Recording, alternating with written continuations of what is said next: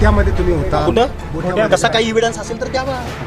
तसं काही कुठल्या हॉटेलमध्ये पिलो, कुठल्या बारमध्ये गेलो किंवा कुठं गेलो याचा एक जर एव्हिडन्स असेल तर महाराष्ट्राच्या कॅनव्हासवरती, महाराष्ट्राच्या मीडियावरती, महाराष्ट्राच्या सार्वजनिक जीवनात हा लक्ष्मण हाके कधीच तुम्हाला दिसणार.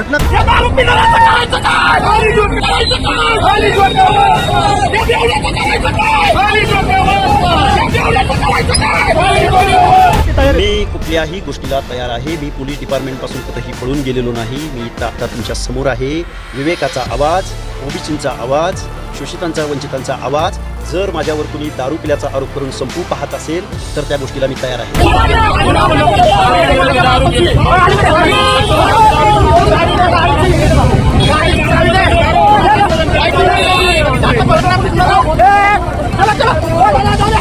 दोन्ही बोकोट्या पकडल्या होत्या, माझ्या मानगुटी पकडलेली होती आणि मला जिवे मारण्याचा प्रयत्न. माझी एस्कॉर्टची गाडी माझ्याबरोबर होती आणि एक कॉन्स्टेबल म्हणजे गार्ड सुद्धा होता. त्यांना फक्त मी माझ्या मित्राच्या घरात जेवत आहे, तुम्ही खाली जावा.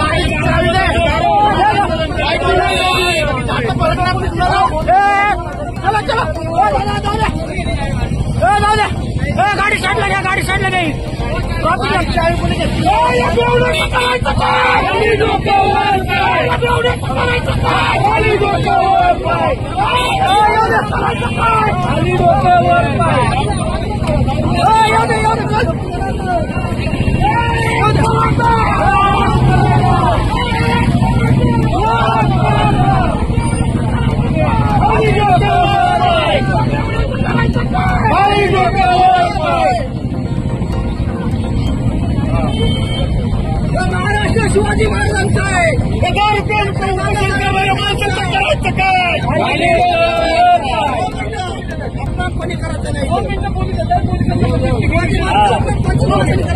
बरं ऐका, सगळ्यांनी शांत बसा. 2 मिनिटं बांधव आहेत असं नाहीये. थोडंसं जरा शांतीत घ्या. तुमचं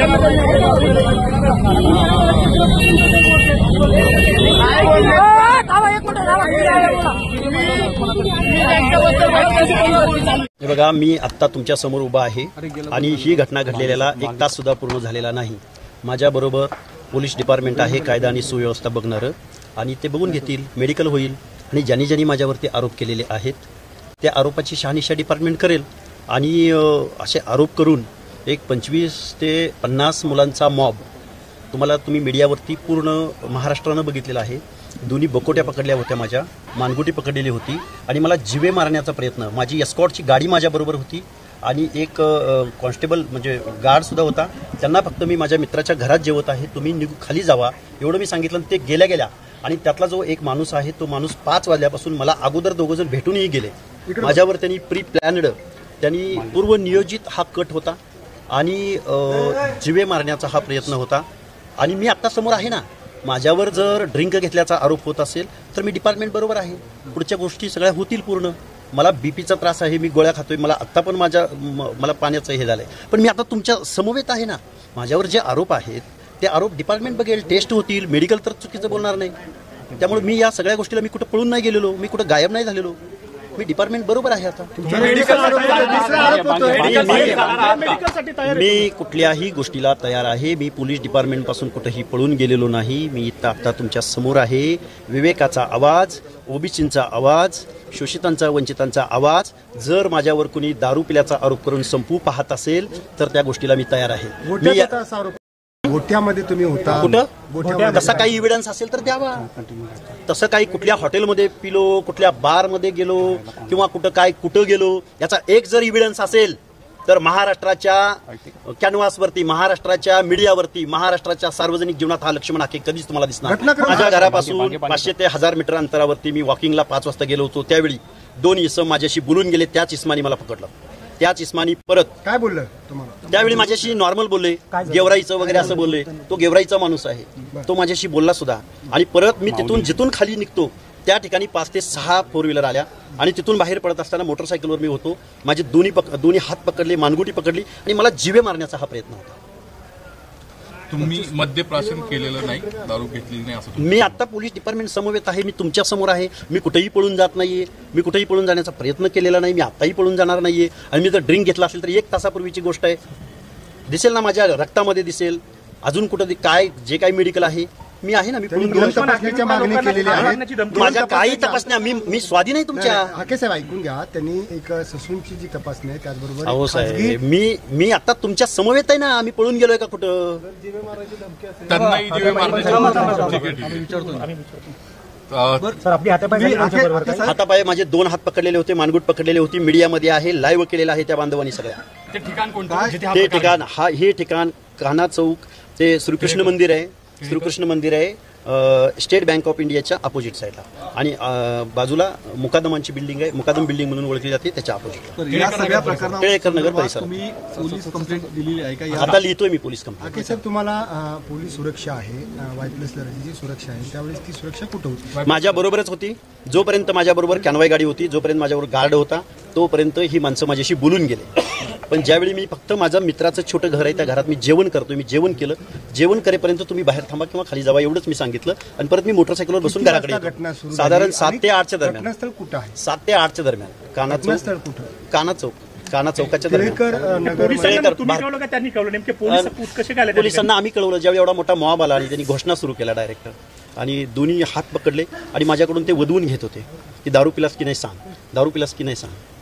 जर ओबीसीचा आवाज असा आरोप करून जर कोण थांबू पाहत असेल तर मी गोळ्याही खायला तयार आहे, वारही झेलायला तयार आहे आणि जीवे जायलाही तयार आहे. एक मते नावाचा व्यक्ती आहे आणि एक दुसरा त्या माणसाचं नाव माहिती नाही. एक डेक्कनचा आहे, एक वरतीच राहतो, इथंच या गोकुळनगर परिसरात राहतो. मी त्यांना ओळखू शकतो. विचारलं त्यांनी, तुम्ही राजांना असं बोलला, तुम्ही अमक्यांना तसं बोलला, हे त्यांचे आरोप होते. त्या लाईव्ह व्हिडिओमध्ये सगळं आहे. तुम्ही त्या टायमाला फावडा घेऊन त्याच्या मागे पळाले असं त्यांचं म्हणणं आहे. हे बघा, ज्यावेळी 25 माणसं माझ्या अंगावर आले त्यावेळी मी एकटाच होतो. त्यामुळे मी जर कुठं फावडा घेऊन केलो किंवा काही घेऊन गेलो असेल तर ते दिसेल त्या व्हिडिओ. आपला कॅनव्हास कुठं होता टायमाला? कॅनव्हा नव्हता माझ्याबरोबर, हे मी तुम्हाला अगोदरच सांगितलं. खाली तर असेल, तुम्ही खाली घराच्या जवळ असेल किंवा गेला असेल घरी. कॅनव्हा ज्यावेळी रोडवरून मला जायचं असतं त्यावेळी मी कॅनव्हाला. या सगळ्या संदर्भात आता तुमचं नेमकं काय म्हणणं आहे? तुमची काय नेमकी या सगळ्याच्या? माझ्या जीवाला धोका आहे. माझा जीव गेला तरी चालेल. मी ओबीसींची आणि भटक्या विमुक्तांची, कायद्याची आणि संविधानाची भाषा कधीही सोडणार नाही. आणि डिपार्टमेंटला माझं सगळं सहकार्य आहे. मी त्यांच्याबरोबर आहे. तुमच्यासोबत असं घडू शकतं म्हणून तुम्हाला सुरक्षा दिलेली आहे अगोदर. तरी असा प्रकार घडतो तर मग आता हे काय हवंय? मग काय याला काय म्हणायचं? पुढची मागणी बघा, मी ओबीसीचं आंदोलन कुठल्याही परिस्थितीमध्ये सोडणार नाही. ते द्यायचं का न द्यायचं, आज हा अचानक घडलेला प्रसंग होता. मी माझ्या भागामध्ये किंवा पहिल्यांदा अशा प्रसंगाला मी पहिल्यांदा सामोरं गेलो. खरं तर जालना जिल्ह्यामध्ये या गोष्टी घडत होत्या, त्यावेळी मी तिथल्या CPंना वगैरे बोललेलो आहे, परंतु या परिसरामध्ये मी पहिल्यांदा या गोष्टीला सफर झालो आहे. त्यामुळे मी डिपार्टमेंटला बोलेन. हाके साहेब, आम्ही तुमची बाजू घ्यायला आतमध्ये येत होतो, तर आम्हाला अडवलं गेलं. म्हणजे नाही, मला असं वाटतं नाही. की तुमची बाजू दिसली जावी. आम्ही तुमच्या समोर आलो, तुम्हाला आम्ही तुमची बाजू विचारत होतो. नाही, डिपार्टमेंटनी दोघांच्याही बाजू ऐकून घेतल्या आणि ते तपास करत होते. नाही, आम्ही जेव्हा एकच बाजू जेव्हा पुढे होती तेव्हा तुमची बाजू घ्यायला आलो होतो. तुमचं काय मी आलोय ना आता समोर. दोन तास झाले तुम्ही या ठिकाणी येऊन. 2 तास एवढं तुम्ही ज्या गोष्टीला तयार आहे ती मान्य व्हायला 2 तास लागला. नाही, आता हा डिपार्टमेंटचा भाग आहे. मी बोललो तुम्हाला तयार आहे ना. मी आता इथंच आहे. मी इथंच आहे. धन्यवाद. Thank you sir. पुण्यातील कोंढवा परिसरात ओबीसी नेते लक्ष्मण हाके यांनी मद्यप्राशन करून मराठा आंदोलकांना शिवीगाळ केल्याचा आरोप करण्यात आला होता. यानंतर मी मद्यप्राशन केलं नाही, मी पोलीस बघून घेतील, मात्र मला जीवे मारण्याचा प्रयत्न केला, हा पूर्वनियोजित कट होता, असा आरोप लक्ष्मण हाके यांनी केलाय. यानंतर लक्ष्मण हाके यांची वैद्यकीय चाचणी देखील करण्यात आली आहे. एक व्हिडिओ व्हायरल होत असून त्यामध्ये लक्ष्मण हाके आणि त्यांचे सहकारी दिसतात. त्यामध्ये लक्ष्मण हाके यांनी त्यांचे सहकारी धरून नेत असल्याचं दिसतंय. यानंतर लक्ष्मण हाके तात्काळ पोलिसांसोबत ससून रुग्णालयात पोहोचले.